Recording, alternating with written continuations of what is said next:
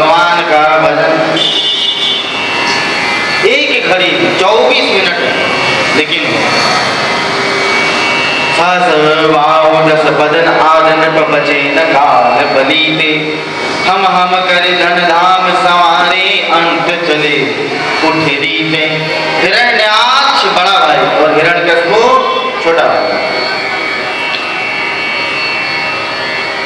हिरण्याक्ष के जन्म के साथ ही जल की वृष्टि नहीं, बादलों ने खून पीप मवाद मलमूत्र का वर्षा किया है महाराज। और जन्म के साथ ही 1 सेकंड के अंदर महाराज उड़ करके और वृक्ष के ऊपर जाकर के बैठ गया है और अत्याचार प्रारंभ। ऐसा नहीं कि बड़ा हुआ हो खा पी करके तब जाकर के उसका अत्याचार प्रारंभ हुआ।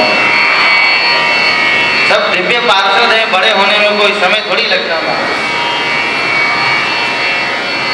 चले विष्णु। एक दिन महाराज हिरण्याक्ष देवताओं पर विजय प्राप्त करके और सोचने लगा, सुना है विष्णु विष्णु विष्णु, कौन है ये विष्णु? ढूंढ रहा है विष्णु को। ढूंढते ढूंढते तब तक सामने नारद जी। कौन हो? बोले मेरा नाम नारद है। क्या करते हो? गुणगान करता हूँ। किसका? बोले भगवान का। गा करके सुनाए नारद जी ने। कहते भगवान को प्रभु गुणगान करता मैं आपका। और हिरण्याक्ष बहुत प्रसन्न है कि मेरा गुणगान होगा। नारद जी से पूछा, क्या तुम लड़ना जानते हो? नारद जी ने कहा, लड़ना तो बिल्कुल ही नहीं जानते। क्या जानते हो?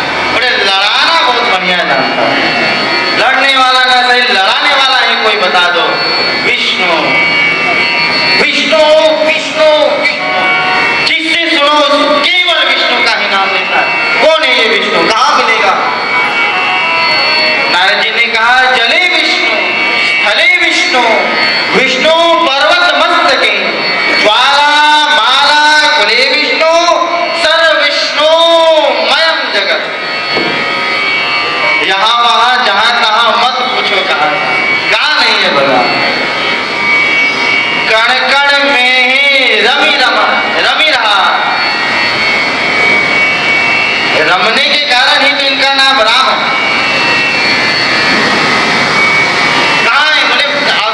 हमने देखा कि आपके द्वारा छुपाई हुई पृथ्वी को अपने दंताग्र पर धारण किए कहीं जा रहे थे।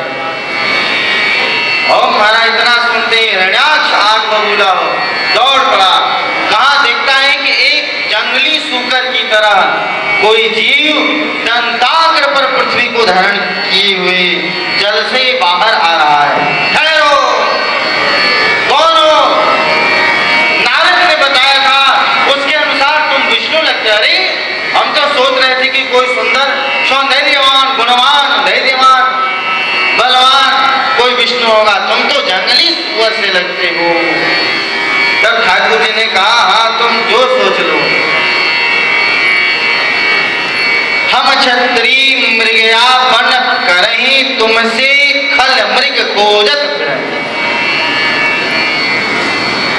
भगवान ने कहा, सत्यम मयम हो वनगोचरा मृगा, स्मत् विधान मृगै ग्राम सिन्हा। हम जैसे सिंह, तुम जैसे ग्राम सिंहों को ढूंढते फिरते। ग्राम सिंह किसे कहा जाता है? कुत्ते को। ये नगर के शेर होते हैं महाराज, कुत्ते। हम जैसे खरदूषण से, जैसे भगवान ने कहा है, हम क्षत्रि मृगया बन करहि तुम सन खग खल मृग खोजत। आज प्रभु कह रहे हैं, इस विष्णु की तुम खोज कर रहे, वही विष्णु। और तुरंत महाराज संकल्प से भगवान ने अपने दंताग्र पर से पृथ्वी को उठा करके और जल के ऊपर स्थापित कर दिया। आज भी प्रभु के संकल्प से यह पृथ्वी जल के ऊपर टिकी हुई है। और महाराज भयंकर युवा हिरण्याक्ष विधि गदा चलावत डोले, कहाँ विष्णु ने करजत बोले, प्रगटे बहू बराह असुरानी, वरदंताग्र धरण जिन धारी। महाराज हिरण्याक्ष ने अपने कठोर गदा को भगवान के ऊपर चलाया, गदा गिर गई महाराज भगवान। हिरण्याक्ष ने अपने गदा से भगवान के ऊपर प्रहार किया।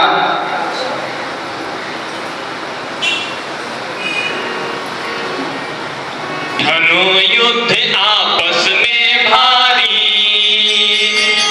भिड़े परस्पर उभय विचारी। प्रभुता को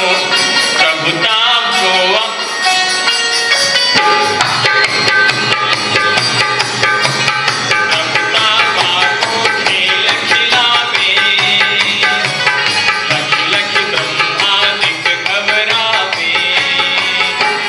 ब्रह्मा कहे सुनो जगनायक, यह पापी अतिशय दुखदायक। बिना विलंब शीघ्र उतारो, सुर नरन्य सबको बैठारो। प्रभु ने अपनी गदा से हिरण्याक्ष के ऊपर प्रहार किया। गदा टकरा करके हिरण्याक्ष के शरीर से नीचे गिर गई। लक्ष्मी जी को कहा, देखो लक्ष्मी जी, तो मेरी अमोघ गदा आज हिरण्याक्ष के शरीर से टकरा करके नीचे गिर गई। सोचो वो हिरण्याक्ष कितना कठोर होगा, और देखो मैं उसे कैसे मारूंगा। तम मुष्टिभिर्विनिघ्नन्तं प्रसारयेत् करेण कर्णमूलयन् यथा स्वाश्रम मरुत्पते।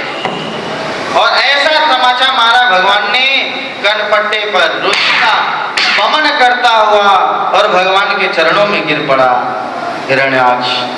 ऐसी दुर्लभ मृत्यु किसी किसी को प्राप्त होती है। बोले हिरण्याक्ष मर्दनकारी भगवान की जय। मम लोचन गोचर सोई आवा बहुरी की प्रभु अस बन ही बना। इस प्रकार महाराज बड़ा भगवान के द्वारा हिरण्याक्ष का उद्धार हुआ। आगे इधर मनु जी अपने सृष्टि की रचना करके पृथ्वी पर विस्तार करने लगे। एक दिन पहुंचे ब्रह्मा जी के पास, हे पिताजी, अब मेरी बेटी बड़ी हो गई है, विवाह करना चाहता हूं इस बेटी का, किसके साथ करूं? ब्रह्मा जी ने कहा, कर्दम जी के साथ। ये कर्दम जी कौन है? ब्रह्मा जी के छाया के अवतार हैं श्री कर्दम जी। इधर ब्रह्मा जी ने कहा मनु जी से, ही मनु जी, आप अपनी कन्या देवहूति का विवाह कर्दम जी से करें। कैसे हो? कर्दम जी तो जब तक तपस्या में लगे हुए। कर्दम जी तपस्या में लगे हुए, तपस्या से प्रसन्न हो भगवान ने आशीर्वाद दिया कि मैं आपके यहाँ पुत्र बन करके आऊंगा। और इधर सहाहं स्वान कल्या तद्वीरेण महामुने तव क्षेत्रे देवत्या प्रणस्य तत्व संहिता। वरदान प्राप्त करके अपने आश्रम में लौटे श्री कर्दम जी महाराज। और इधर ब्रह्मा जी के साथ मनु जी पहुंचे। अपनी पुत्री देवहूति के साथ ब्रह्मा जी ने आज्ञा दिया है, कर्दम मेरी आज्ञा है तुम देवहूति को स्वीकार करो। कर्दम जी ने कहा कि ठीक है, मेरी एक शर्त है। क्या शर्त है? अतो भजिष्ये समेन साधिम यावत् तेजो विप्रियादात्मनो में यतो धर्मान् पारहंस मुख्यान् शुक्ल प्रोक्तान् बहुमन्ये विंस्त्रान्। मैं जब भी चाहूं उसी समय लंगोटी ले कमंडल लेकर के और वन को जा सकता हूँ, कोई मुझे रोकने वाला न हो। ऐसा नहीं कि आप गृहस्थाश्रम में प्रवेश कर गए हैं तो आपको अब मेरे अनुसार चलना पड़ेगा। आप कन्या से पूछ लीजिए क्या वो इस शर्त को स्वीकार कर रही है, तब तो मैं इसे स्वीकार करने के लिए शर्त तैयार हूं। देवहूति जी ने सहर्ष स्वीकार किया, इनके इस शर्त को। और इधर विवाह संपन्न हुआ। देवताओं ने पुष्प वृष्टि की श्री कर्दम जी एवं देवहूति जी के विवाह में। और इधर विवाहोपरांत कई वर्ष व्यतीत हो गए महाराज। कर्दम जी ऐसे ही भजन में लगे, कई वर्ष व्यतीत हो गए। श्री देवहूति जी का यह क्षितिजल पावक गगन समीरा या शरीर वृद्धावस्था को प्राप्त कर गया। पितृभ्याम प्रस्थिति साध्वी पतिम इंगित को विदा। एक दिन कर्दम जी का ध्यान गया, अरे कौन हो? मौन हो गई श्री देवहूति जी, सर को झुका दिया उन्होंने। कर्दम जी को ध्यान है, अरे मेरा तो इनके साथ विवाह हुआ है। बहुत प्रसन्न हुए, बहुत प्रसन्न हुए। ऐसा नहीं, हे देवी मैं बहुत प्रसन्न हूँ, मांगो क्या मांगती हो। ऐसा नहीं कि मांग भरे हैं तो अब मांग पूरी कर।